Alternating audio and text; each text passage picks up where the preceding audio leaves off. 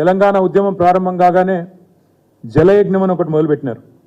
ప్రాణహిత చేవెళ్ళ అని ఒక రంగుల కళ చూపెట్టి 10 ఏళ్ళు తమాషా చూసినారు. 10 ఏళ్ల పాటు కూడా ఆనాడు కేవలం ఒక ధనయజ్ఞంగా దాన్ని మార్చే ప్రయత్నం చేసినారు తప్ప ఎన్నడూ కూడా ఒకసారి కూడా సిన్సియర్గా చిత్తశుద్ధితో గోదావరి నీళ్లను తెలంగాణ బీళ్లకు మలపాలైన ప్రయత్నం మాత్రం కాంగ్రెస్ ఎన్నడూ చేయలేదు. 9 హట్టి అన్నారు, తట్టేడు మట్టి కూడా తవ్వలేదు. ఇది వాస్తవం.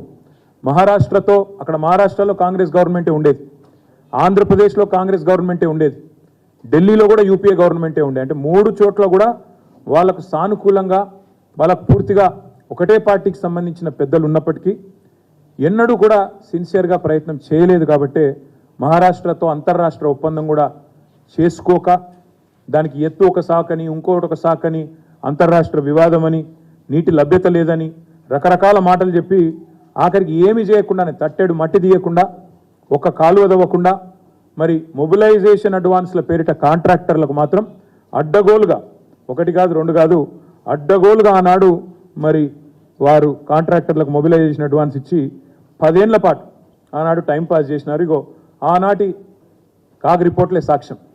52,000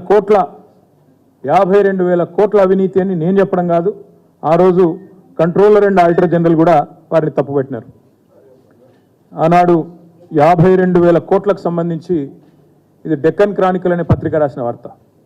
52,000 కోట్లు అని చెప్పి ఇది టైమ్స్ ఆఫ్ ఇండియా అనే పత్రిక Jalayagnam the mother of all frauds అని చెప్పి ఆనాడు టైమ్స్ ఆఫ్ ఇండియా అనే పత్రిక రాసిన వార్త.